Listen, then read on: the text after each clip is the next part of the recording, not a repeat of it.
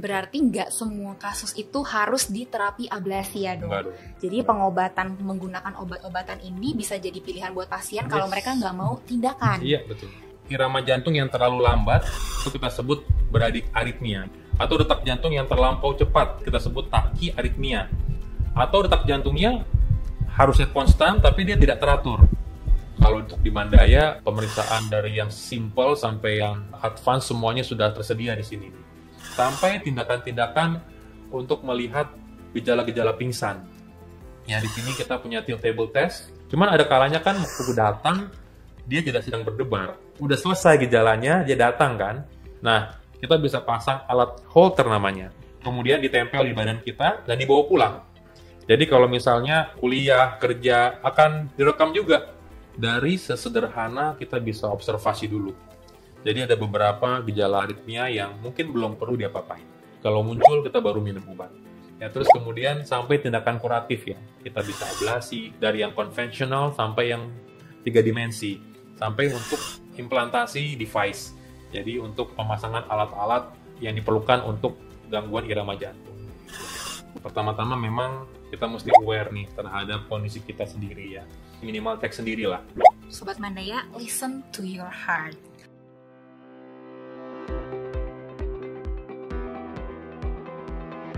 Halo Sobat Mandaya, kembali lagi ke Life Health Mandaya Royal Hospital Puri Podcast bersama dengan saya Viola Teguh. Dan hari ini kita mau membahas mengenai aritmia jantung dan kelistrikan jantung. Wah, apa ya listrik jantung itu? Nah, sudah bersama dengan saya hari ini Dr. Sebastian Andi Manurung, spesialis jantung dan pembuluh darah, konsultan aritmia. Halo dokter, Halo. apa kabar? Halo, apa kabar Viola? Nah, Baik. saya juga baik. Nah, kita mau ngobrol-ngobrol mengenai aritmia nih dok hari ini. Tapi sebelum itu aku pengen nanya dulu nih sama dokter. Karena kan subspesialis jantung itu kan banyak ya dok. Tapi kenapa dokter Sebastian itu memilih mendalami aritmia?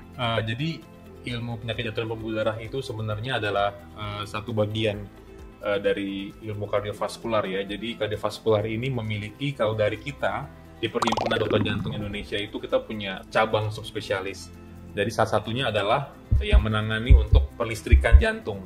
Jadi di dalam jantung itu ada sinyal-sinyal listrik yang tertanam, kabel-kabel jantung yang tertanam yang khusus untuk menangani kelistrikan jantung. Nah, pertama memang sangat menarik sekali ilmunya ya.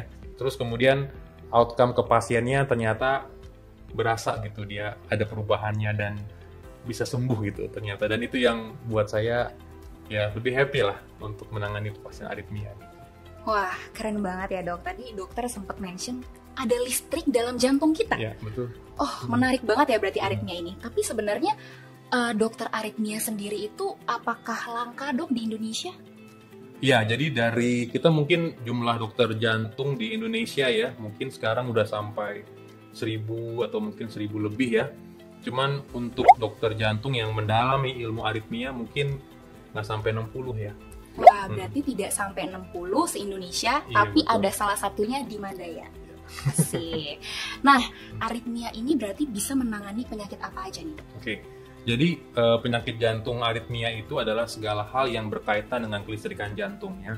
Jadi irama jantung kita itu misalnya kita tahu yang normal sekitar 60 sampai 100 kali per menit.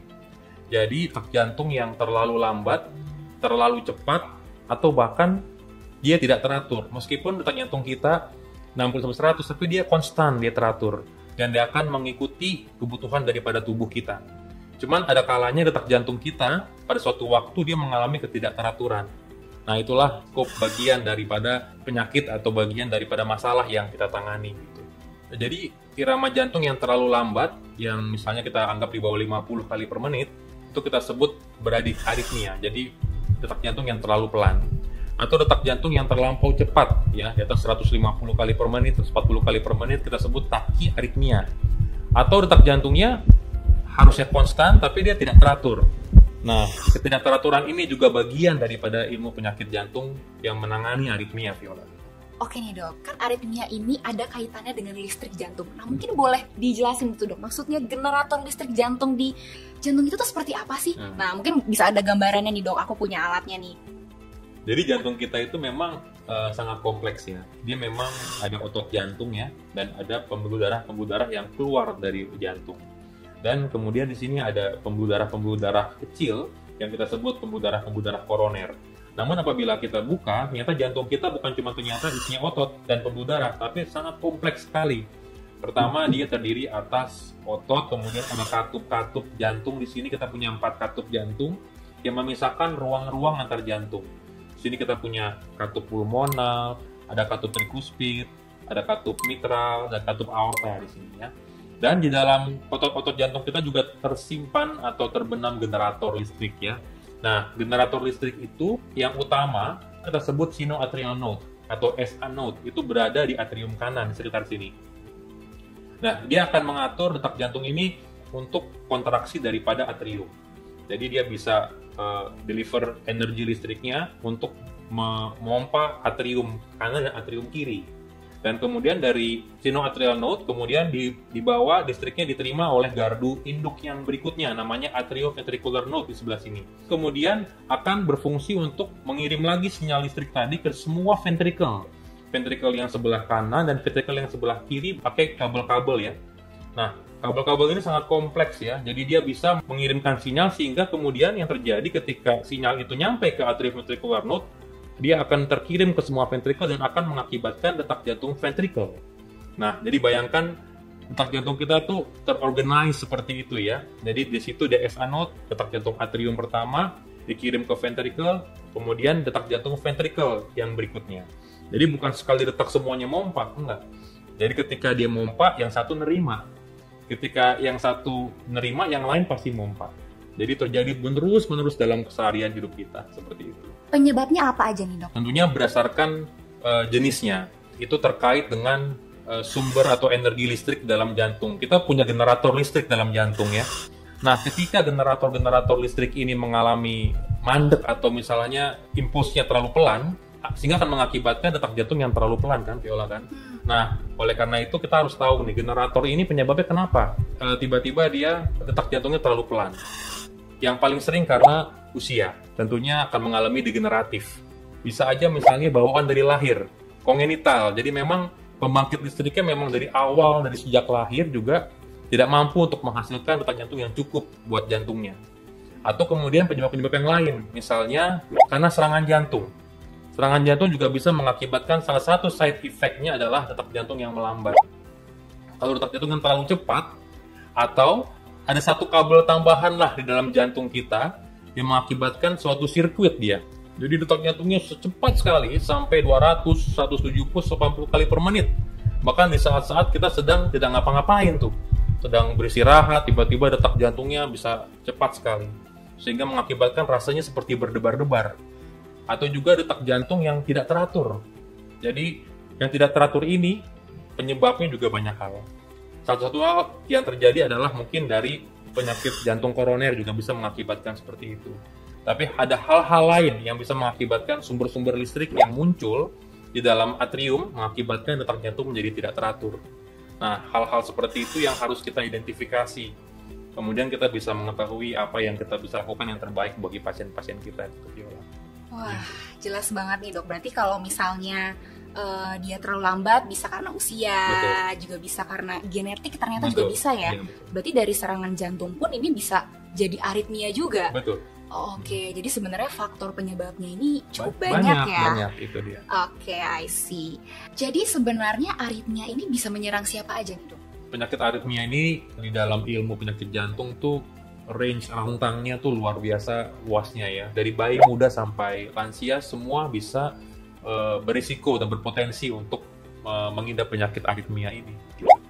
Nah, ini menarik nih dok. Berarti kan aritmia ini kan tidak ada rentang usia tertentu kan. Betul. Nah, mungkin kita udah gak asing lagi mendengar berita atlet ataupun anak muda yang lagi berolahraga tiba-tiba kena serangan jantung dan bahkan sampai meninggal di tempat. Nah, apakah ini ada kaitannya dengan aritmia tadi dan kelistrikan jantung itu dok? Jadi dalam konduksi listrik jantung kita itu kan dibuat sangat kompleks ya. Memang sudah diatur ada gerbang-gerbang selnya. Nah, gerbang-gerbang sel ini mungkin ada satu defect, ada satu gangguan yang mengakibatkan letupan listrik itu menjadi sangat cepat. Tidak lagi bisa diatur dengan baik sehingga mengakibatkan suatu detak jantung yang begitu cepatnya sehingga mengakibatkan aliran darah juga berkurang ke semua organ tubuh. sehingga tidak menimbulkan satu detak jantung yang cukup buat tubuh. Ya, dari detak jantung yang sangat cepat sampai risiko henti jantung yang mendadak. Sehingga pada rentang-rentang usia tadi katakan, bahkan pada usia muda, bisa kita temui pasien-pasien yang mengalami kematian mendadak akibat gangguan irama jantung. Misalnya waktu di dalam lapangan, kita tahu ada pemain bola misalnya, yang waktu Piala Eropa, Eriksen ya, tiba-tiba dia kolaps di lapangan, padahal dia fit, dia tidak disertai dengan tanda-tanda jantung merasa sakit dan lain, tiba-tiba dia kolaps. Sehingga seluruh timnya harus melakukan CPR atau resusitasi jantung dan paru kan. Nah, itulah yang harus dibedakan antara serangan jantung dan henti jantung. Nah, itu adalah salah satu bagian dari penyakit aritmia ya. Jadi yang kita sebut dengan hypertrophy cardiomyopathy. Ada suatu bagian dari dalam jantungnya yang mengalami hipertrofi sehingga mengakibatkan gangguan kelistrikan. Dan itu mengakibatkan debarannya terlalu cepat, bahkan tidak menimbulkan suatu kontraksi yang baik. Sehingga ya gejalanya aliran darah ke seluruh organ termasuk ke otak dan ke jantung sendiri juga berhenti tiba-tiba. Itulah yang terjadi pada pasien-pasien tersebut. Berarti henti jantung dengan serangan jantung itu sama atau beda, Dok? Nah, itu harus dibedakan tuh. Kalau serangan jantung, ya serangan jantung yang disertai dengan nyeri dada. Kemudian disertai dengan keringat dingin, kemudian terasa sampai ke punggung, kadang sampai ke leher, jadi ada penjalarannya. Nah, henti jantung itu adalah suatu kondisi di mana jantung kita mengalami satu gangguan irama jantung yang begitu malignan, yang begitu berat, sehingga mengakibatkan jantung itu tidak dapat berkontraksi dengan baik lagi, sehingga mengakibatkan suatu gejala yang tiba-tiba misalnya pingsan, dan mengakibatkan henti jantung, atau bahkan kejang. Oke. Kalau untuk metode pengecekan jantung itu, Dok, itu bisa dilakukan semuanya di Mandaya, nggak? Wah, kalau untuk di Mandaya, pemeriksaan dari yang simple sampai yang advance semuanya sudah tersedia di sini. Jadi dari pemeriksaan rekam jantung biasa, kemudian pemeriksaan rekam jantung yang lebih holistik ya, 24 jam, 72 jam gitu, kita bisa lakukan di sini. Kadang-kadang pasien datang kan dengan keluhan misalnya berdebar. Pas sudah datang ke IGD atau datang ke klinik jantung, udah hilang. Direkam jantungnya normal. Makanya kita punya pemeriksaan rekam jantung yang jangka panjang. Namanya Holter ya.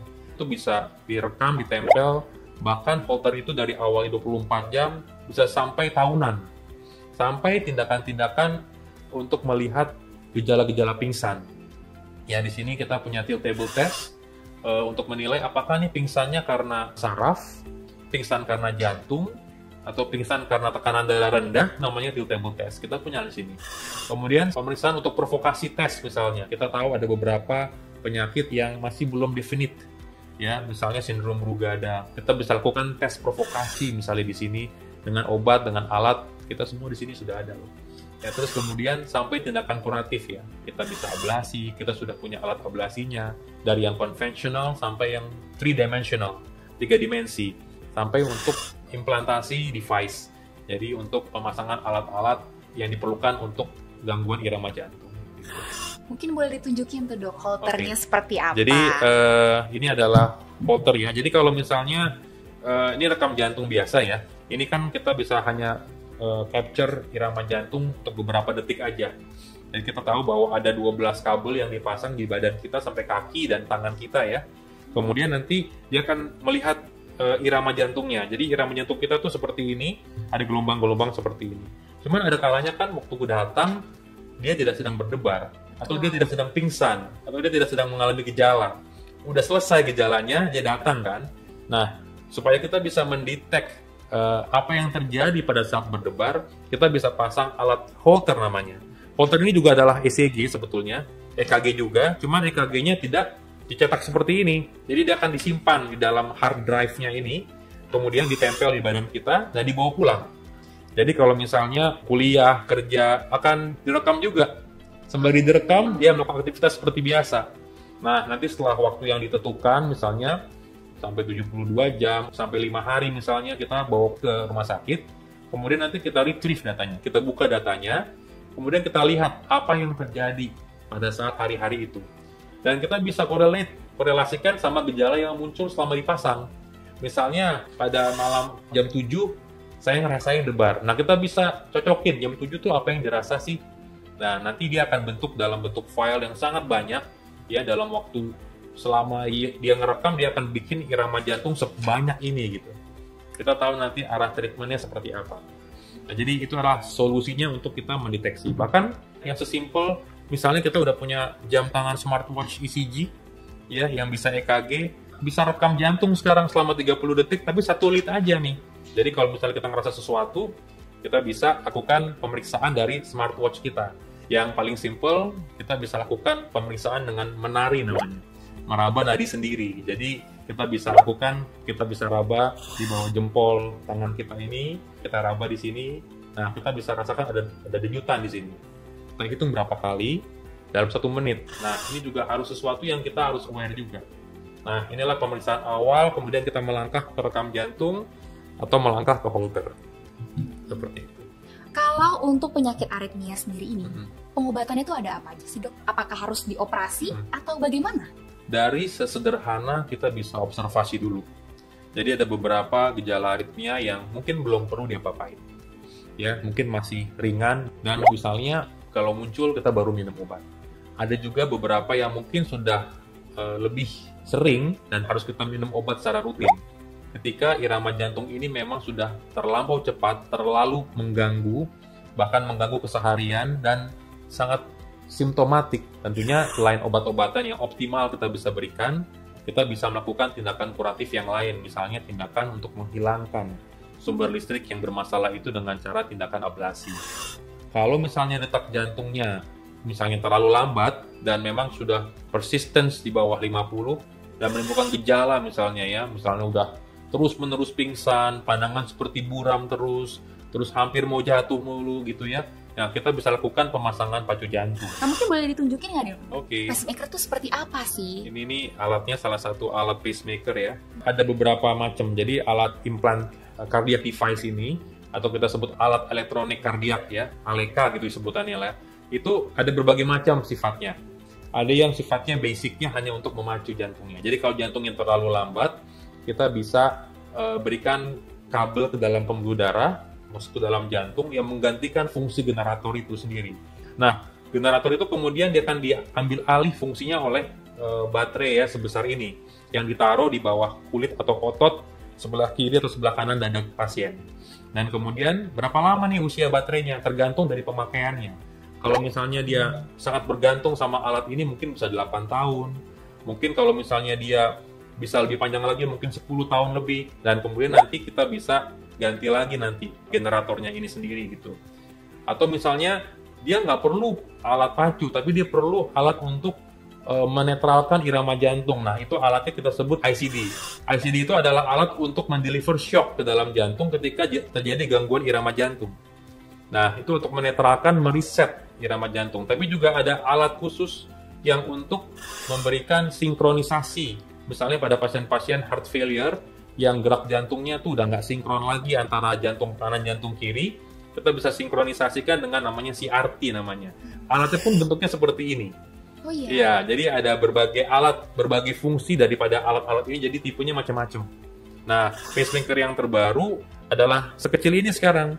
Jadi udah nggak perlu lagi tindakan operatif, jadi hanya kita deliver device ini ke dalam pembuluh darah dari paha, kemudian kita taruh, kita sangkutkan di dalam ventricle kanan jantung, dan dia akan berfungsi seperti alat yang sebesar ini gitu. Fungsinya adalah untuk sebagai menggantikan ya peran daripada generator yang sudah tidak bisa berfungsi lagi dengan baik.